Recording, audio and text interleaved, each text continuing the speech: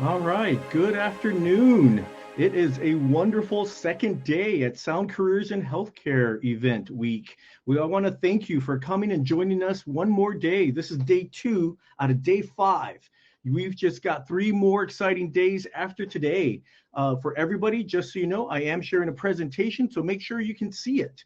And we have a fantastic presentation for you today. We've got some really exciting things. This is the agenda for today. We are going to do a land recognition. We're going to do that every day.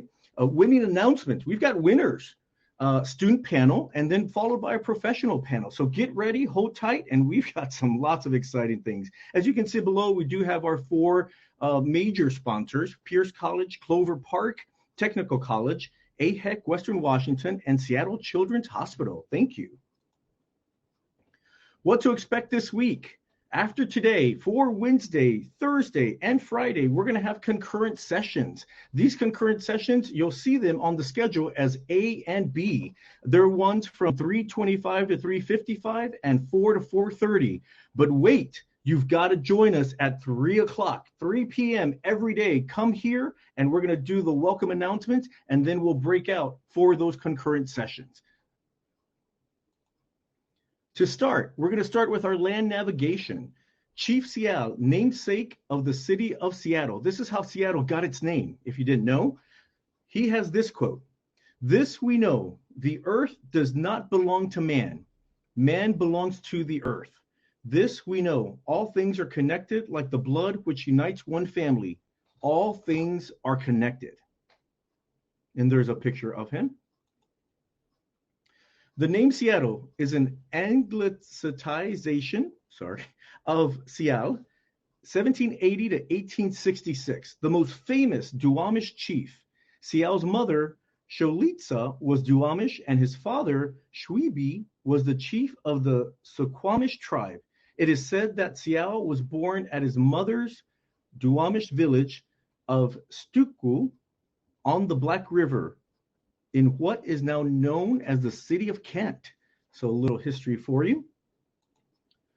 We want to go ahead and thank all of our major sponsors and all of our sponsors. We've got Pierce College, AHEC Western Washington, Seattle Children's, Clover Park Technical College, Workforce Central, WACTA, which is the Washington Association of Career and Technical Administrators, Tacoma Community College, WCN, the Washington Center for Nursing, Workforce Development Council of Seattle-King County, Bates Technical College, Kaiser Permanente, Highland College, Tacoma Public Schools, WABS, Washington Alliance for Better Schools, Seattle Jobs Initiative, and HILT, Healthcare Industry Leadership Table.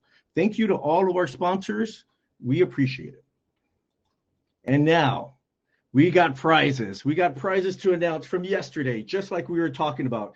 Remember, everybody who registered got a $5 gift card to Starbucks. Enjoy your coffee. We have 3 opportunities each day to win $50 gift cards. Complete the daily Envision Your Future activities. For those who were here yesterday and completed the ones, you were in the raffle, and we have announcing the winners today.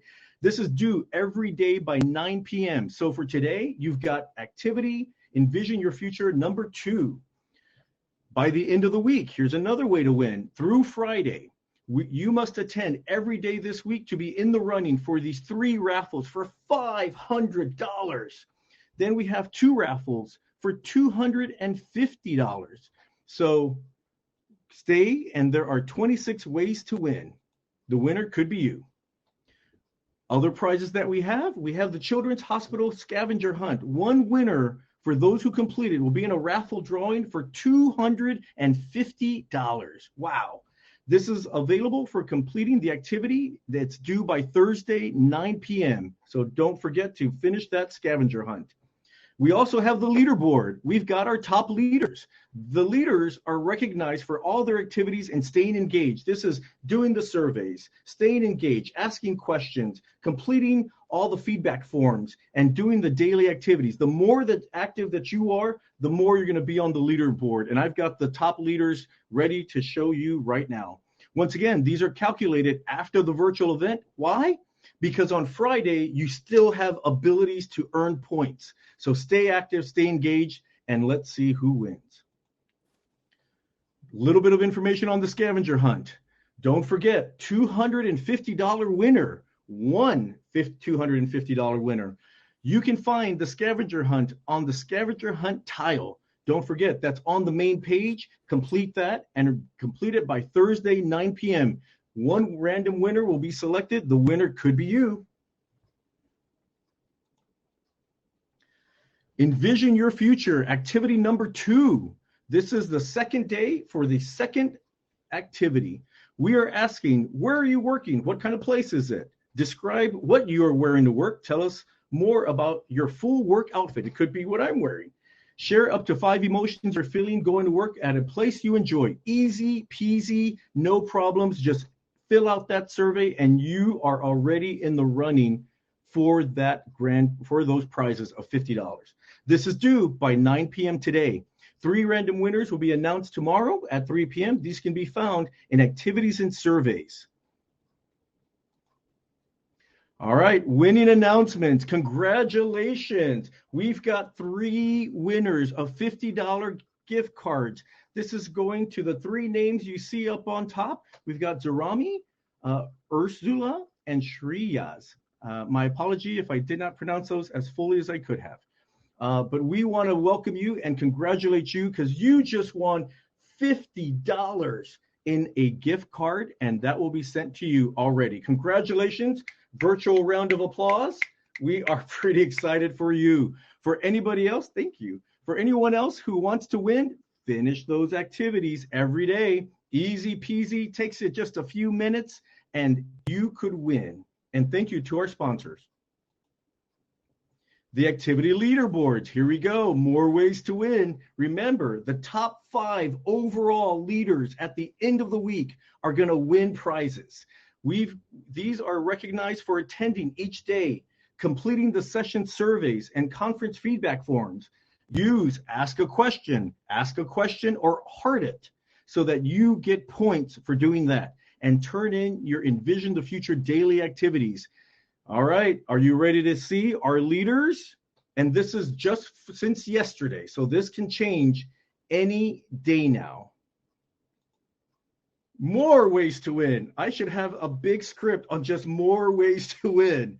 I'm telling you, our sponsors gave us quite a bit of money, and we thank them for that. Because now you get chances. You get 2 chances at 500, 2 chances at 250. All you need to do is attend each week. If you attended yesterday and you're here again today, you are in the running for these grand prizes. If someone doesn't show up in one of these days, they're out. If you don't show up tomorrow, you're out. So only those folks who stay every day and join us all week will be in the grand prizes for these winnings. These will be announced on Monday to those winners. It's a quote that I wanted to share. The best way to find yourself is to lose yourself in the service of others. This was from Gandhi, and we appreciate that statement. All right, panel speakers and moderators. We have some fantastic panel speakers. We're going to transition over to Shalan. She is moderating the next event. In fact, I can see the 3 students that we have up here. How about a virtual round of applause for our 3 students? Make sure to give them some love, give them some kudos, because they're here to help you understand how to get better and more into the healthcare industry. Shalan, I'm passing it over to you. Thank you so much. All right, so thank you to all of our students that are here today. I am going to ask you to introduce yourself, and you have 1 minute. So let's start with Chloe. Hi, I'm Chloe, and I'm a medical assistant apprentice at Kaiser Permanente. And so I got my associates at 17 because I did running start. Then I went to UW and I got my bachelor's at 20. And now I'm in this great program that actually pays you to become a medical assistant. And I love it. It's my first real job in healthcare. And I enjoy that I get to help out doctors and learn administrative skills. It's kind of the perfect stepping stone or just starting job or career if you wanted it to be. But yeah, if you have any questions about it, I hope to tell you more. And yeah, let me know. Awesome. Thanks so much. Heather, you are up next. Hi, my name is Heather Alshouse. I'm an MA apprentice along with Chloe. For the past 15 years, I've actually been a housewife, but I always wanted to go into healthcare since I was about 4 years old.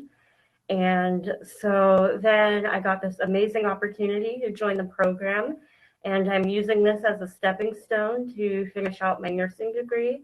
And I want to specialize in infectious diseases. Awesome. Thanks so much for sharing.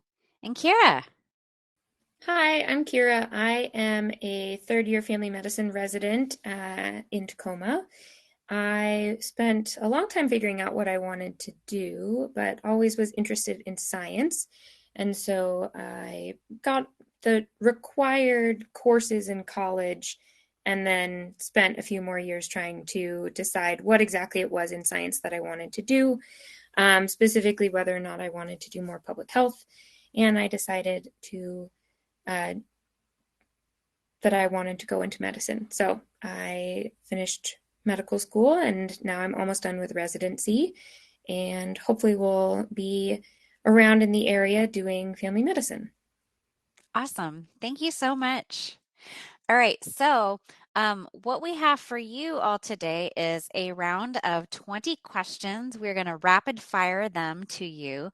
The good news is they are yes, no questions. So we're going to do that easy by doing a thumbs up, like right here, if it's a yes, and thumbs down if it's a no.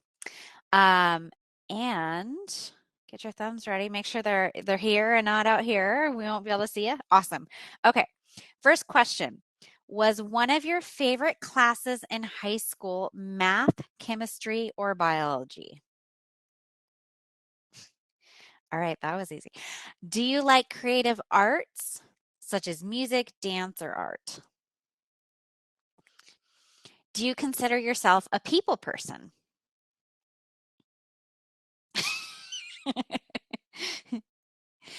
Did you always want to go to college? Did you always know you wanted a career in healthcare?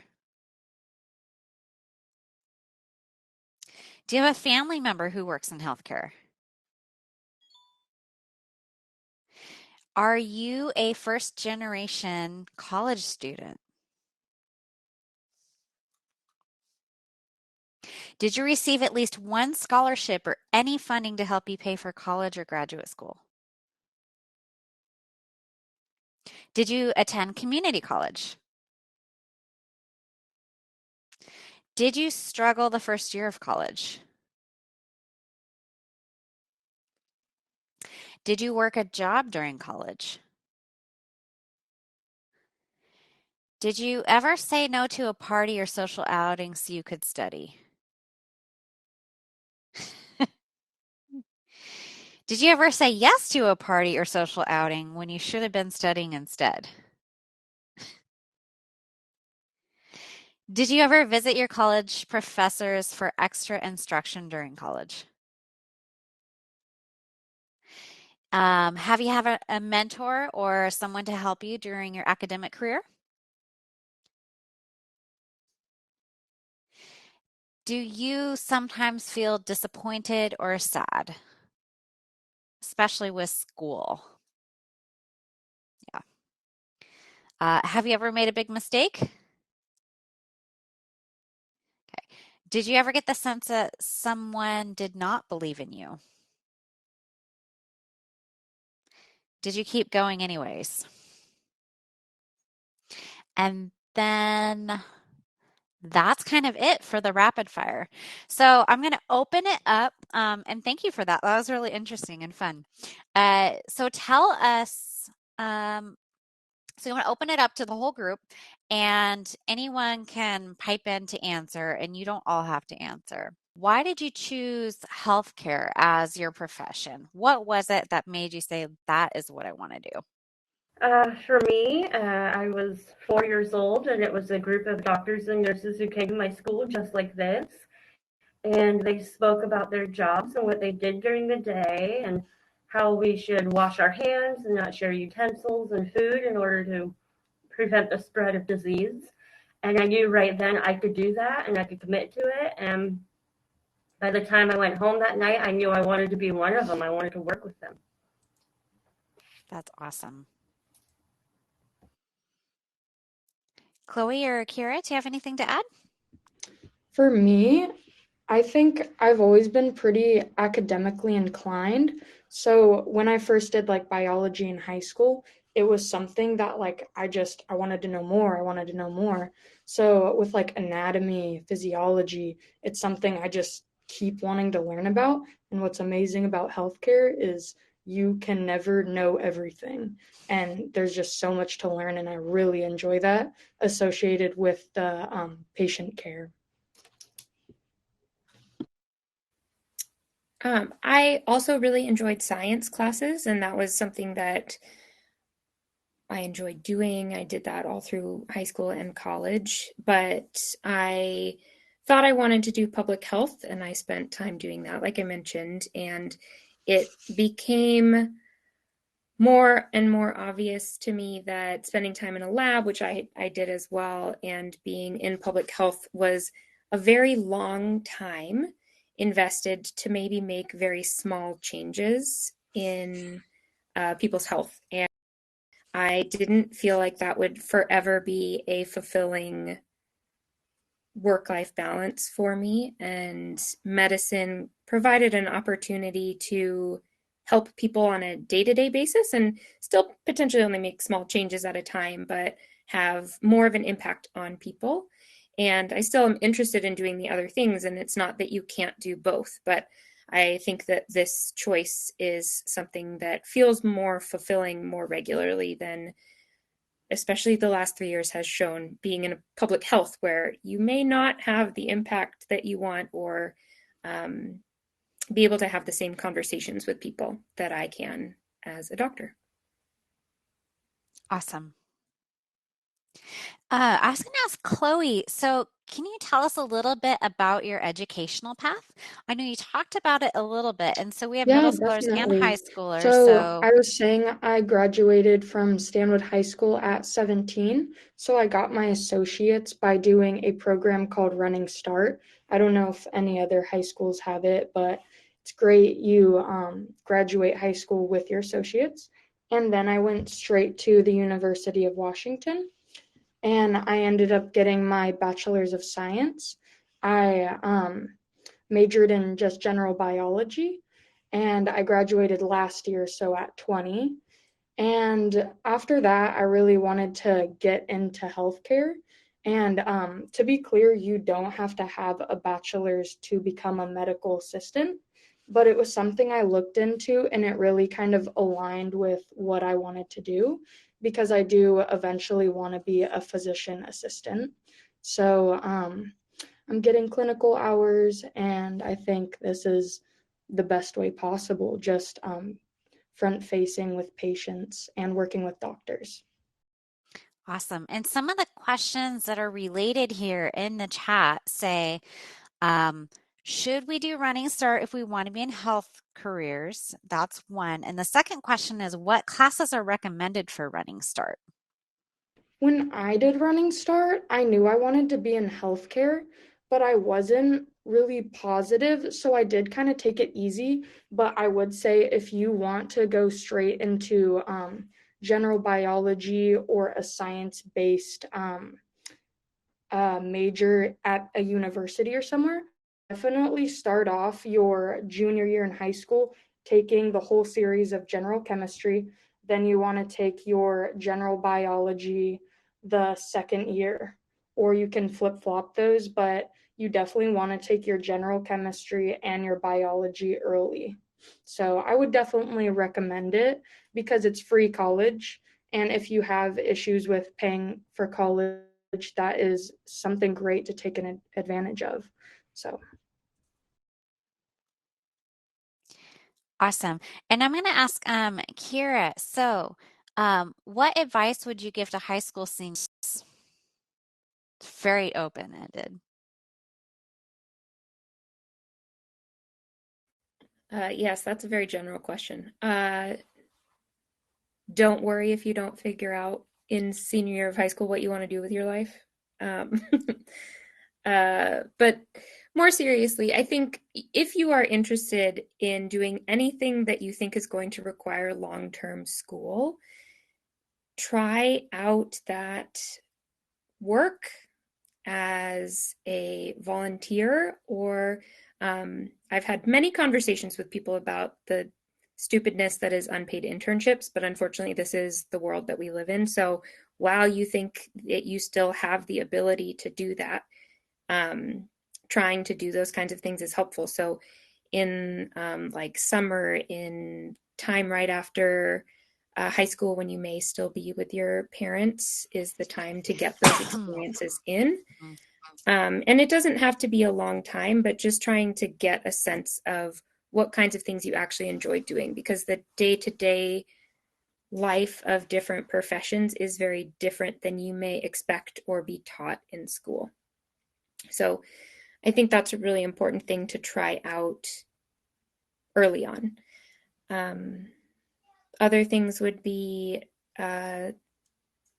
remember that your grades in high school get you into college, and your grades in college get you into things after that. So if you are planning to do something like medical school and you didn't get great grades in high school, that's okay. It's not going to be the thing that doesn't get you into medical school. And remember to stay involved in things. If you weren't a super involved in extracurricular activities person in high school, do that in your next phase of life.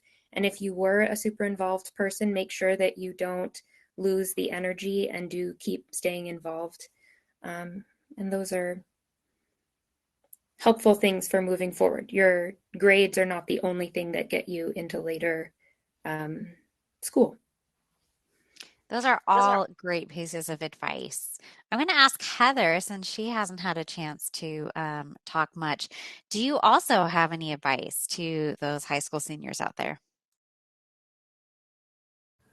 I would say that a lot of the, drama and issues that you're experiencing at this moment will probably not be such an issue 10 years from now. And so just to focus, pay attention to the task at hand, and don't let anybody who says that it's going to be too much work or it's going to take too much time dissuade you from pursuing this career, because it's so rewarding to be able to step through those doors every day and have those moments with patience.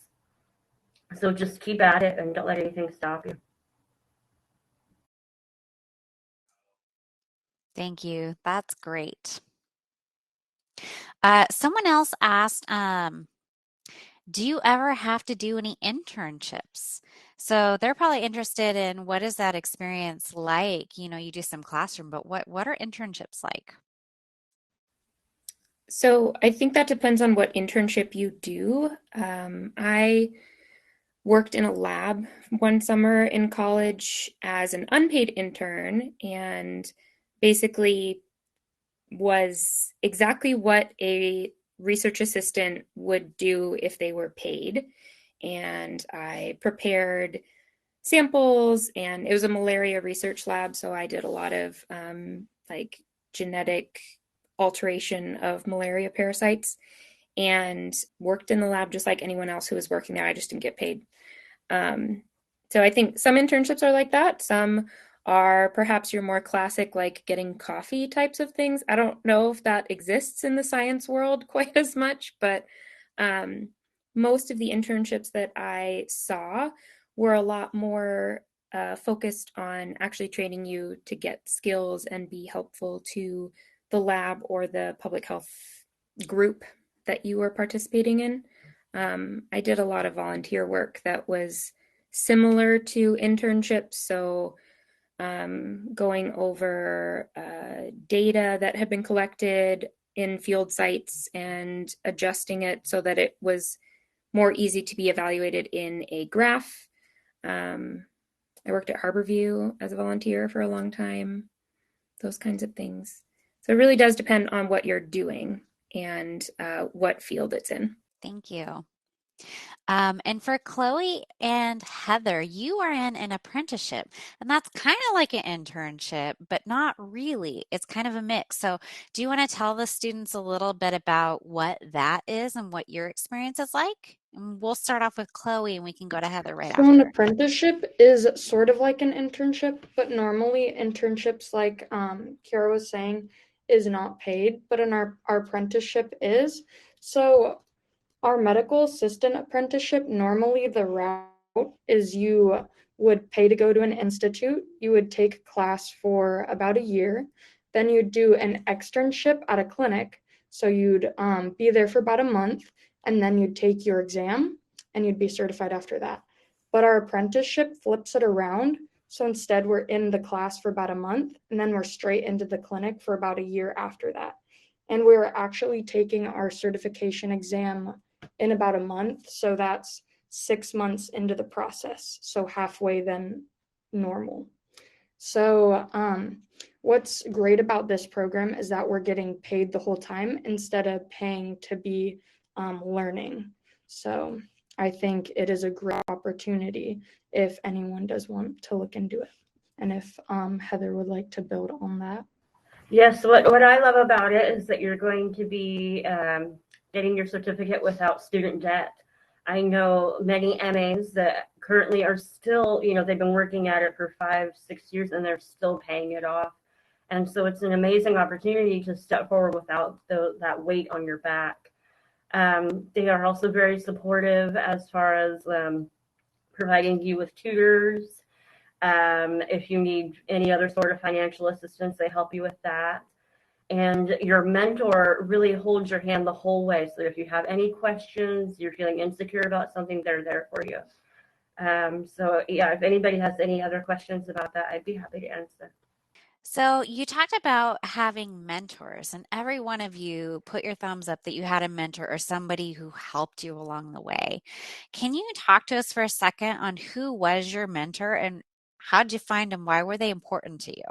So personally for us, once we do our month of learning, we're put straight into the clinic and we are assigned a mentor for about 2 months and then we switch. So at the end, we should have at least 3 or 4 mentors. And they're really there to help us walk us through procedures, how to do things administrative, and they are pre-selected by the program. But what's great about the program is that it's a two-way street. We tell them how well we are doing with our mentors, and then the mentor also reports back to the program how we are doing with them. So it's not just, oh, my mentee's not doing this, they're not doing this. It's we both respect each other and we learn from our mentor. I didn't come from a family where anyone was involved in healthcare, and so I showed up at a lot of events in Seattle, where I'm from, and like community events that public health organizations were doing, or events that were being held for volunteer groups that I was working with. I also met people through my jobs that I had who knew that I was interested in going into something in science, and they knew someone who did something and they connected me. So there's a lot of benefit that can be made or benefit that can be gained by letting people know that you're interested in science. And I think a lot of people want to help out young people who are interested in science. And so that's how I made a lot of my early mentors, met a lot of my early mentors. But the other thing was in school, like I said, I'm not really a people person. So just would go to my professors and ask them questions and tell them what I was interested in. And that also built a lot of mentors for me. So sometimes when you're not a people person, you have to get out there and go make yourself meet people and also share your interests. But there's no limit to the amount of things that you can go do and places that you can go and try and meet people. And then, you don't have to maintain every relationship with people that you meet, but some of them will stick longer than other ones. We also had a student in here ask, what what were some of the emotional challenges that you had as a student? What was hard? Personally, during like midterms, finals is very emotional because not only are you trying to cram so much in your brain, relearn what you learned through the whole quarter, you're trying to balance just your life if you're working, family issues, normal things, and it's very emotional if you end up getting a bad grade. And I hate to break it to you, you will probably get 1 or 2 bad grades, and it's totally normal. You just have to pick yourself back up and keep going because 1 grade doesn't really define you. It's not fun, but it's kind of inevitable. It will happen, but it's what you do with that bad grade that will keep you going, and you have to take it as I will do better. So it's emotional roller coaster, but I think at the end it is worth it if you put the work into it. Why do you guys think that diversity is important in healthcare right now? Well, I would say it's important so that people know that one, it's possible for you to go into healthcare no matter what race you are, and that they see themselves being represented. It's always hard when you go somewhere and you're the only one. So I think a lot of it has to do with that representation and encouragement. There is also, like, science is always moving forward. There's always new research and new things going on in terms of kind of what we do in certain medical situations, but healthcare itself is not always new and innovative, and it has been nice to see that changing a little bit just in the time that I've been training, that there are people from a lot of different parts of the world and different experiences who are coming into healthcare more and helping bring innovation in how we deliver healthcare, how we think about different problems, and then also, on the science, like basic science front as well. But medicine has a lot to improve in terms of how we deliver care to different people. And so diversity is very important for that, as well as, like was mentioned, like having people who look like you is very important for giving care and having people, I think, more trusting of their healthcare experience and more happy with their healthcare experience. You got a lot of students here, and they might be getting stressed about exams too. As you go into medical school or as an apprentice, there's lots of homework there too. How do you guys keep that balance? Like, how do you balance work, life, school so that you still have fun and you still are encouraged and inspired about the path you're on? Well, I think it's important to set time aside. Even if you have to put it on the calendar and just say, okay, this day, this time slot, this is just for me to regroup and, treat myself, take care of myself. You can't really take care of others if you're not taking care of yourself. So make the time. I totally agree with what Heather was saying. That's super important. You need to have time for yourself. Like she said, pencil it in. You need to set time to breathe and deload. And I think exams, you're always so stressed. So without that time, you're gonna be overridden. You'll have a mental breakdown basically. So that might happen. Definitely happened to me. But best way to stop that is to actually take time, go outside, do something that makes you happy, travel maybe if you have the time. Just some way to let your mind relax the best way you can. Yeah, so very much agree with what's been said. Setting aside time is really important. And I think the other part that's important to remember is you can't learn after some point. Like, you can study 20 hours a day, but at some point you're not retaining that information anymore. And so having a study technique that builds in breaks where you're not like sitting watching videos on your phone is really important. When I was in medical school, they offered a adult learning person who would sit with you and talk to you about how you could learn better as an adult. So developing skills, meeting with people when those resources are available, because I thought I knew how to study. She gave me a lot of really great ideas that I think were super beneficial. So trying new things, building what works for you, and really having a strategy that you use to go about studying that has breaks in it is important. And you can learn a lot without studying all day. And you won't be happy long term if you study all day. So you got to take breaks at some point. The other thing is that unfortunately, a lot of healthcare involves a lot of standardized tests. And so it is really important to learn how to take the standardized test.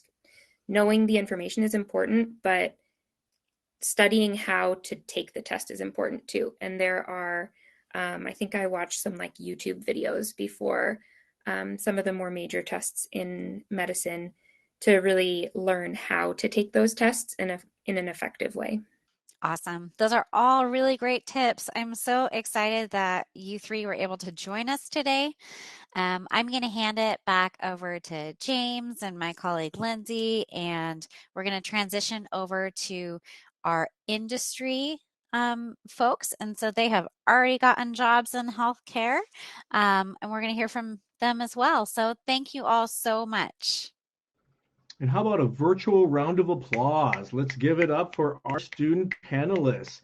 Fantastic job, everyone. I am super motivated. You know, you brought up some really incredible areas. We talked about Running Start. Running Start is a great way, as Chloe said, to free college. I mean, you can't beat free college because we know the high cost of education. So that's definitely something.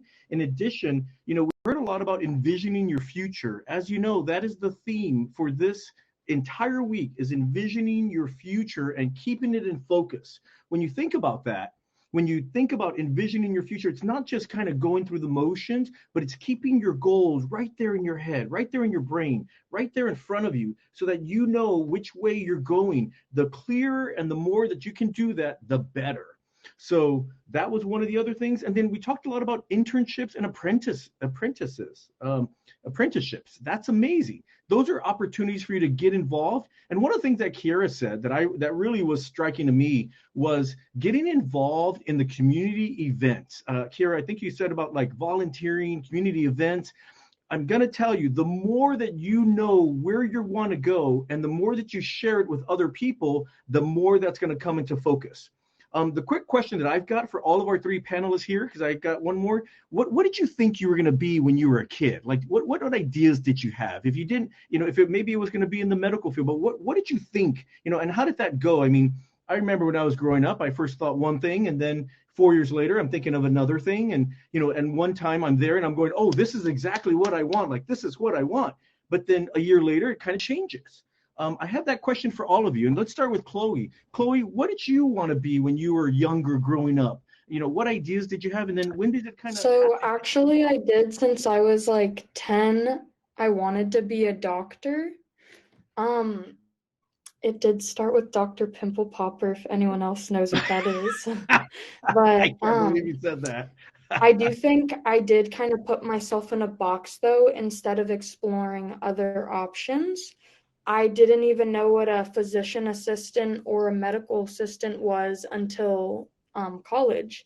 I actually changed my path from MD to a PA and looked into becoming a medical assistant my junior year in college. So don't ever worry about putting yourself in a box. You have so much time.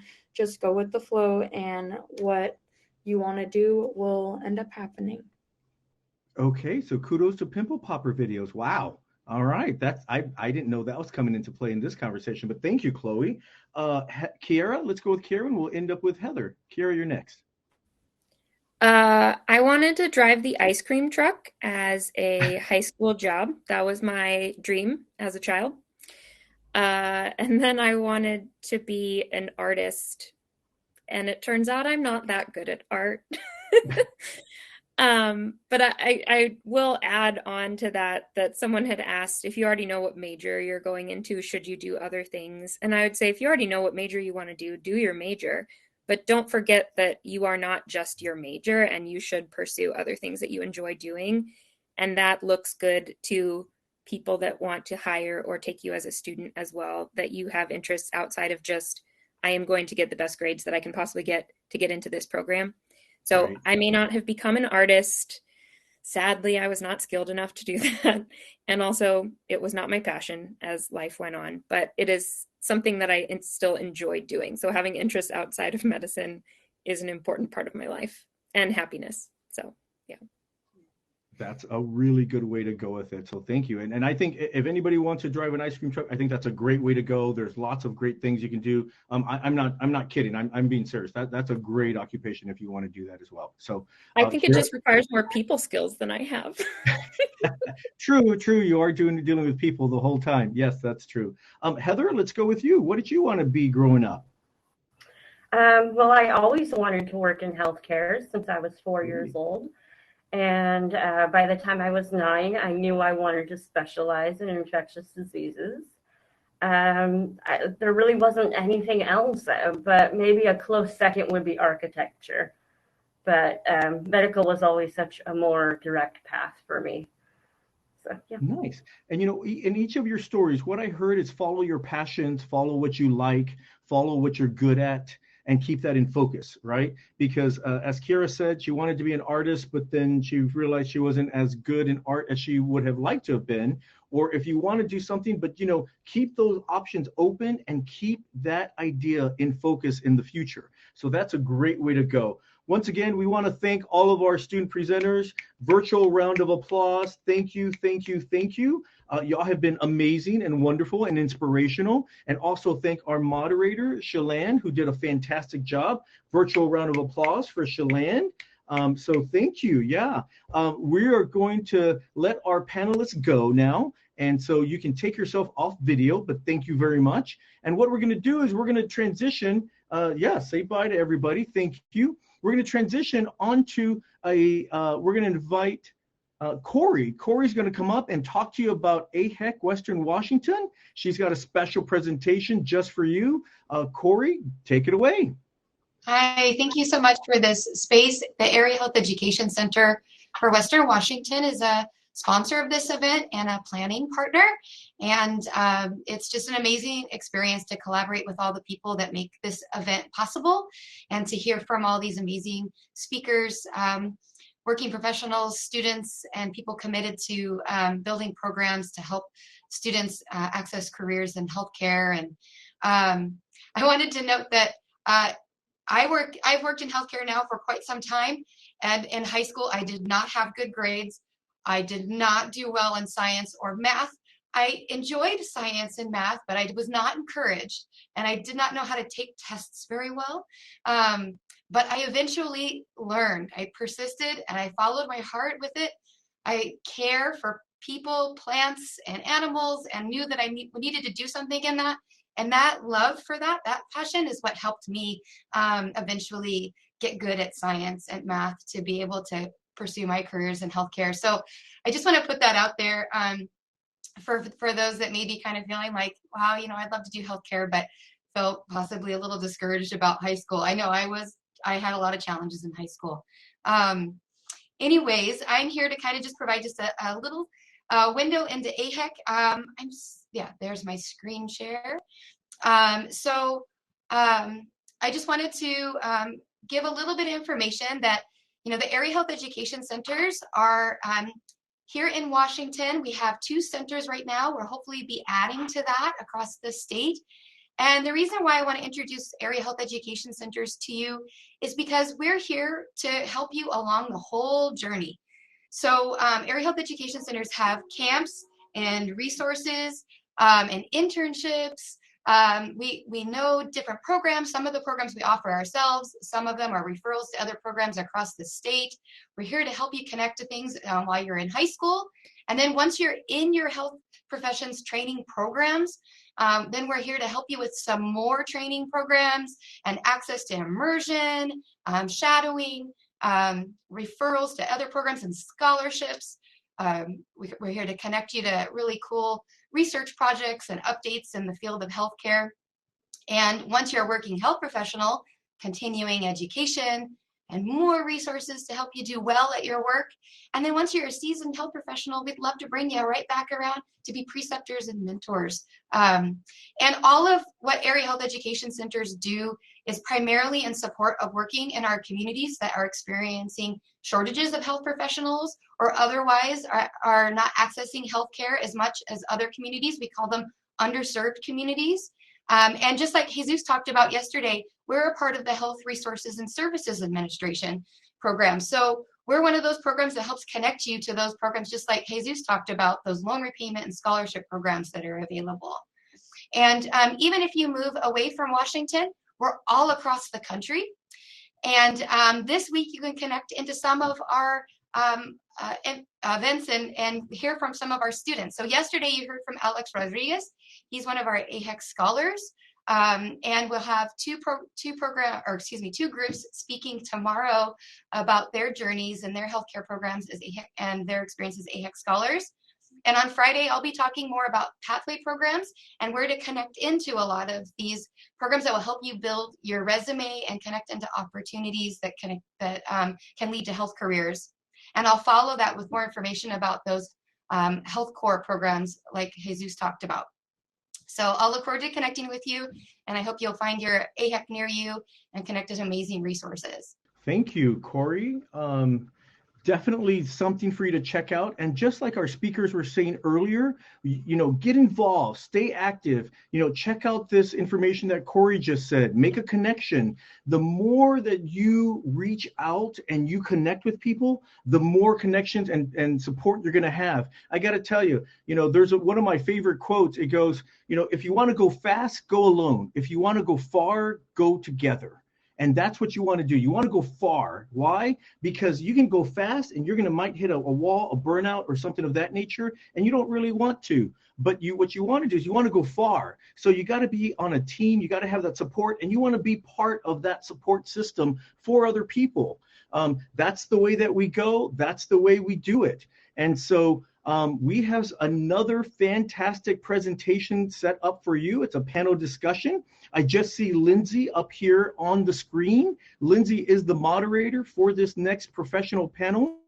We've got some professionals ready to share with you. We're going to do that quick round of questions. In addition, we're going to also ask them some very good questions. So keep those questions coming. Keep them in the message and the questions box. We are looking at all those, and we are asking those professionals how they can do that. While we're waiting for Sharon and Gerald and Vij to join, let me introduce them. So we will hear from Sharon Reed. She is a registered nurse and also a hypertension educator in adult medicine at Harborview Medical Center in Seattle. So thank you, Sharon, and hopefully you're able to get your video and mic going. We're also going to hear from Gerald Bennett. He is a licensed social worker at Kaiser Permanente, also here in the Seattle region, Kaiser Permanente, Washington. And we'll hear from Rutvij Kadshaw. He is a pharmacy manager at Kaiser Permanente, as well as director of pharmacy initiatives at Kaiser Permanente, again here in Seattle. So the three of them are going to dive into some similar questions that we heard asked and answered from our student panel, but again, sort of years into their career. And so hopefully we'll hear a little bit of looking back as well as what to expect when you're in your career. Sharon, I'm glad that you navigated your way to the panel speakers forum. So thank you. And I introduced you just by name and title and that you're at Harborview, but I'd love for you to maybe just spend a couple minutes telling us more about who you are and what you do. Okay. Good afternoon, everyone. My name is Sharon Reed. I have been in the medical field for 38 years, and I have initially started as a medical assistant. Then I went on to be a medical assistant instructor on to pursue LVN to RN with my BSN, and then also, as of last year, June, graduated with my master's in nursing education. I worked at Harborview probably 30 plus years ago, and I left Harborview because I'm not originally from Seattle, I'm from California. So I went back home because I was Miss Family. So I went back home, and I actually, a focus of my majority of my career has been in dialysis. So I worked as a dialysis nurse. I had my own clinic, worked as a dialysis nurse manager. And then 6 years ago, I came back to Harborview because after working 20 plus odd years in dialysis, I felt that there was not enough education being provided to the population of patients. And I wanted to see what can I do on the primary care side to assist with that education, and also bridging the gaps between nephrologist and primary care, because there is a big gap and it still exists. And, we can only nudge away a little bit, but any little change is better than no change. So for the last 6 years, I've focused on addressing hypertension within the African American community, working with healthcare professionals to identify implicit bias within healthcare profession, whether intentional or unintentional, but just recognizing, bringing awareness, and trying to find tools to assist to help our population of patients. And that's primarily been my focus. I also work as a nurse preceptor for Harborview. I'm also on the ethics committee for Harborview, and also on the magnet committee, which we are just now thankfully in the process of being part of the magnet program, which gives you all of the nursing excellence. Excellent. What a hospital can give you. So, Wow. I'm a mother of two. Yes. Thank you so much. Well, and here's what I'd love to do, if it's okay, Sharon, while we're working on getting Rutvij and Gerald on. I would love to just do a little bit of an interview here with you, because your introduction, I think, packed a lot of information in, and also a lot about your storyline, right? And I think if we even go back to the student panel that we just had, I think it's important for us to recognize that this pathway to a career takes a lot of turns and winds and U-turns, and then back on, and then, hey, here's a gap and a void that I think I really am interested in. What can I do, and shift my career to fill maybe that gap, which I heard you say, there's certain things that I think you noticed along the pathway from your introduction that seemed like this isn't being addressed appropriately, right, in the healthcare setting. So what can I do with my career, my skills, my knowledge to fill some of those gaps? First of all, you said, interesting, you started off medical assistant, right? And then LVN, and then BSN, and then went back and got your master's in education, and now you do the teaching. So I'd love for you to maybe just spend a little bit of time, particularly because there's a question in here related to new technologies. And I have to imagine that along that career trajectory, from medical assistant to registered nurse and master's in education, there were a lot of things you had to keep learning along the way. Can you talk to us a little bit about maybe that continuing education that's necessary? And then we'll hit some of the other questions as well. Sure. I will definitely admit, when I went back for my BSN, because I had been in the medical career already 20 plus years, and I walked in that class and I saw everyone with a laptop, and no one was taking notes or they was taking notes but through their laptop, or and I was used to handwritten notes, tape recorder where you're taping your professors. And so there was a learning gap. I will say that. And I was older than the group in my class. because we have a younger generation that's going to college a lot earlier, which is great. So I think that was the initial challenge, was coming from an era where I was very young and I was, as they say, old school, but I wanted to, enhance my skills. I knew that I was able to do the work at my, that my organization or my employer was requiring of me. But outside of that, what, it had been almost 30 years since I had been to school. So it was, relearning those tools, relearning that classroom setting, relearning that you're never too old or too young to take advice from anyone. And that I really grew, just having a mixed culture in the class of all ages, all cultures. And I learned a lot. A lot of the students assisted me, with technology. And then there was a lot of things that was still relevant in the medical field that I was still able to assist them with relating to. So I would say that was the biggest challenge of just being accepting of knowing that it's going to be a challenge, but also being open to learn from anyone that's willing to assist you or ask those questions. That's great, Sharon. I really appreciate that willingness and openness to learn, right? At any stage and whichever education program you might be in, have to imagine that has to be true in the workplace as well. And you talk about intergenerational, support and willingness to be open to even learn from each other when you're a student.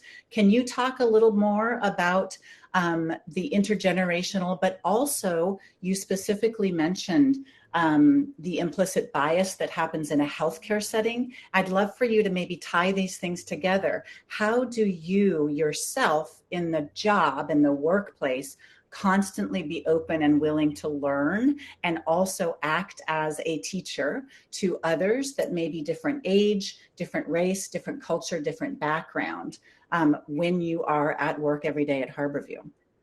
Well, I think when we speak about intergenerational learning, I think we all know that uh, everyone's being taught at a younger age technology. So we have to know that coming into work, or the new staff that you're hiring, they're already coming in at this level technically, right?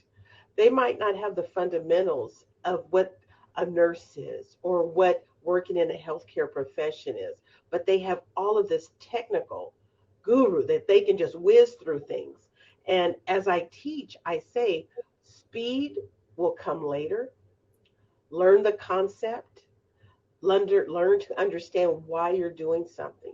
It's not just about getting from A to Z the fastest.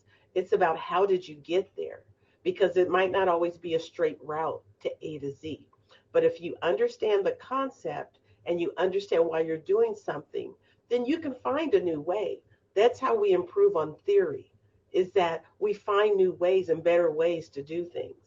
When it comes to implicit bias and working within just, I'm going to say, my facility, what I see is that I am the only African American nurse within my facility, but we have a large population of African American patients. I've been in this setting for 6 years. I also work with, this is a residency program that I work with. So I work with providers from year one as med students to them graduating. And I think over time, and just because they see my advocacy for fairness and, as far as just making for sure that holistically we are treating our patients accordingly and not judgmental or stereotype, that now when our providers go in a room or they have a difficult patient, or I don't even want to say difficult because that's putting a stereotype also, but they might just have, they might not quite understand how to approach this patient. So I think with communicating and talking with the provider, letting them know that, you know what, if we look at the social determinants that they're working with, let's start there. Let's not look at the red flag that's on their chart. Let's move that to the side for a moment. And let's go in and see what can we do, because you can give them high blood pressure all day long, but if they don't know where their next meal is coming from, that's irrelevant. And so what we've learned is that if we go in and approach people as a human being, as the individual that they are, and not prejudging them, then not only does that improve compliance, that improves patient outcomes, and then that builds a rapport with the provider and the patient. And that makes the patient want to come back because they feel that they're being supportive. So I think with identifying implicit bias, it's here. Like I said, intentional or unintentional, we all have it. It's not something that we plan to do. It's just what society has exposed us to, And so I think that the most important thing is that have those conversations with your coworkers and look at how you can improve. And that's what I'm working on now with the University of Washington, is trying to implement that into the curriculum, because a lot of nurses are not exposed, but this is really the population of patients that you're dealing with. Sharon, there is just so much in there. It's incredible. So I'm going to transition now to a few questions and an introduction from Rutledge. But Sharon, just quickly, I want to just acknowledge how much you also just packed into this response, because certainly we're all learning so much more, thank goodness, right, about our implicit bias and how to not, I love how you said that, look at the red flags in the chart, but look at the person instead, and really figure out what is it that needs to happen in this setting, right, in order to get the patient outcome that we want. And so certainly for the students listening today, for everyone to have in their minds that ultimately, if you're in healthcare, it's about the patient outcome. Are we really improving the patient's health and livelihood and doing everything right by them, whoever they are? And so being very, very aware of the biases that we might bring in that might negatively affect that is something that is so critical, and also being taught more. So let's come back to that. I want to put a pin in that because I think this also might relate to what students may be interested in. So here's what I'd love to do is actually dig into the questions that we're getting from the students, because we're getting some super, super questions. And I think we could just sort of take any one of these. There's a really interesting one here. Did you ever get scared that you might be taking the wrong steps? I don't think I was scared that I was taking the wrong steps, because this was my passion. And I knew, since I was 16 years old, I wanted to be a nurse. And I'm just compassionate about people that way. And I know that I wanted to make a change. I think what was scary, actually, through the trials and tribulations, there's been few, but what was scary was going back to school to get my master's at my age. Mm. I will say that, because it had been a long time since I had been in school.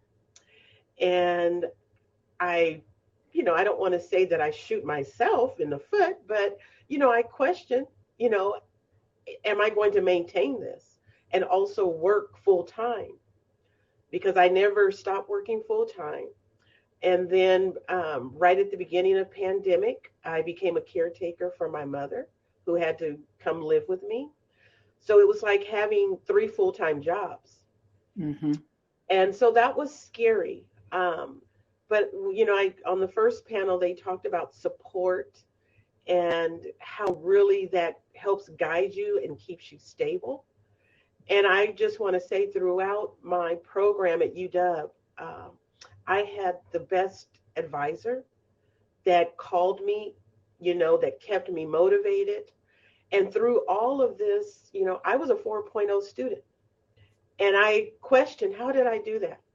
But it was because I was passionate about what I was doing. And I love being, in school. I love the courses that we talked about. I think the master's program made me look at nursing on a broader scope. It made me look at the different ways of advocacy that could be done through a nursing NICE. And it also made me question some theories. And it just made you look at nursing or healthcare in a whole different profession, in a whole different light. And so that was eye-opening for me. And as I did my research, that just kept me driven. So it wasn't scary as far as school. The challenge was being my age and going back, and could I do it? And I Great. challenged myself to say, yes, you can. And why can't you? So Thank here I you. am. That's great. Thank you, Sharon. I see so many questions that relate to this, right? How were you able to manage it all? You know, how do you prevent burnout? You know, what were your stumbling blocks and barriers and turning points? What's your starting place? Did you have a backup plan? So I can feel, you know, a lot of the energy, I think, from the questions are sort of some of these questions that, you know, have to do with being human and navigating challenges and still trying to be on a career path. Stick with us, and here's all I'm going to ask you to do is a thumbs up and a thumbs down to a series of quick questions that I'm going to ask you. So get your thumbs ready. We know your thumbs are visible. Gerald, can you give us a demo? Okay, we've got thumbs. Keep it in the center, and they can go up and down. So this we can do even without a microphone. All right, so get ready, because these questions are the same questions we asked the students, but let's see. I'm very curious if they're going to be similar answers. So here's a question. You're going to have to stretch back. We know, right? Go back in time. Was one of your favorite classes in high school math, chemistry, or biology? Thumbs up or thumbs down? Okay, let us move it down a little, Gerald. There we go. Okay, so you weren't a science person, okay, and social worker, right? So there may be a connection. Do you like the creative arts, music, dance, art? Thumbs up. Sort of. Do you consider yourself a people person? Yeah, thumbs up, thumbs up. Yep, okay, great. Did you always want to go to college?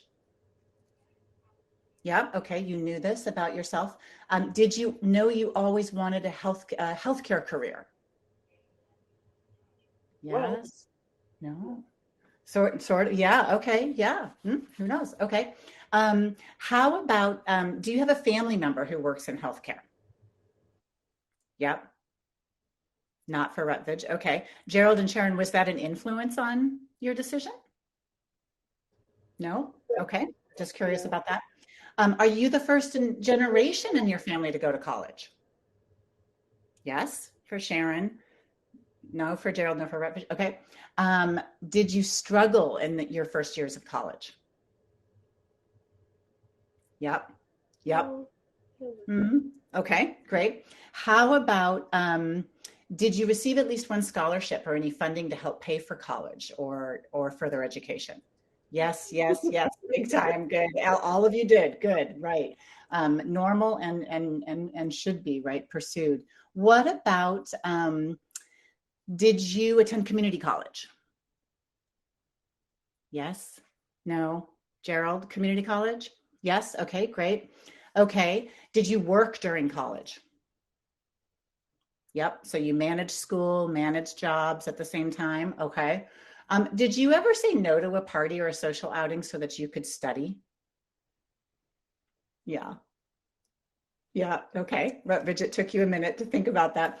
Did you ever say yes to a party or social outing when you should have been studying? Oh yeah, Sharon says yeah, Rutledge. Yeah. Oh no, all right. Let's keep going a little bit. Did you ever visit your college professors for extra instruction during college? Yeah, yeah. Did you find that important? I'm going to add. This is like, okay, great. Did you have a mentor to help you during your academic career? Yeah, okay. And then let's keep going. Do you in your current job sometimes feel discouraged, disappointed, sad? Yep. Yep, it happens to the best of us, right? Have you ever made a big mistake in your sort of career trajectory or studying, education and career? Yeah. Yeah. Did you ever get the sense that someone did not believe in you? Yeah. No, Rutledge, you felt pretty supported. Yep. If you did feel that way, did you prove them wrong? Yeah. Yeah. Testimony probably right now. Yes. Okay. Well, so we at least were able to get Rutledge and Gerald to be able to participate in the yes and no questions. So I'm going to ask this. We'll just do a few more minutes, I think, and then we'll wrap up. And I just want to make sure that we are catching some of the questions that our students had asked. And so here's what I'm going to do. Sharon, you're going to be our speaker, and then Rutledge and Gerald can kind of give thumbs up and, you know, all sorts of movement in support of what you're saying, or question mark, or let's try to do it that way. So I'm curious, Sharon, just going back to some of what you were talking about earlier. I'm curious if you can talk to us a little bit about some of the decisions you made about going into the healthcare field. Is there anything that you would really give advice on when you think back to your high school self? What is it that you wish somebody had told you, or given you advice around when you were that age? Sure. I have to go back to say that I was a young teen mother. I was a mother at the age of 16. By the time I was 18, I had 2 children. And even though I still went to high school, they had a program for school-age mothers that I continued to go. And I wish back then that I was not kind of thrown to the curve, as they say, in that stereotype that I would never amount to anything because I had become a young mother. I will say that my kids were not a mistake. I love them to death. They probably made me the person of who I am today. So I will say that going back is that we have to remember to, no matter what economically a person comes from, to always encourage them. I think there's so many times that when you don't have the financial backing or that supportive background, that it's just assumed that you will not be college educated. And that's not true. If you want to be college educated, and that's the passion that you have, just knock those barriers down. They're going to be there the rest of our life. So we just have to take them one at a time and just persevere. So I would say I just wish someone would have kicked me a little bit more. But, I also believe that everybody has a path. And so maybe that wasn't the right time, but my path is here and my time is now. That's great. Thank you, Sharon. So persist, prove them wrong, right? Thank you so much, Sharon. And we are at the end, a little bit over. And so I'm going to turn it back to James, but please, everybody, a big virtual round of applause for our speakers, even our 2 silent speakers. Thank you, Gerald and Rutledge, for joining. Sharon, thank you for carrying it all. James, I'll flip it back to you. All right, great job. Wow. Thank you. Sorry about the technical difficulties, our apology, but Sharon, you did an amazing job, in addition to all of our presenters, for being active in the yes/no questions. And Sharon, I just want to reiterate that you are exactly right. I love that you shared that you were an early mom, and that, for anyone who doubted you, you are proving them all wrong, and you kept your vision in focus. We know that's the theme for this whole week. Remember, keep your vision in focus and stay going towards your goals. That's the way you do it. Is it going to be easy all the time? No. Is it going to be hard sometimes? Yes. But you know what? Every day you get up and you go do it again and again, and you keep going until you achieve your dreams. So just want to thank all of our panelists, including Lindsay, our incredible moderator. Thank you, Lindsay, for kind of going with the punches. And let's give Lindsay a big thumbs up. Lots of thumbs up. Don't forget, I did just put into the messages all the different survey links, including the virtual scavenger hunt. Make sure that you filled it out because we're going to show our leaderboard tomorrow. And let's see if you are on that leaderboard tomorrow. Thank you very much. Have a wonderful evening. See ya.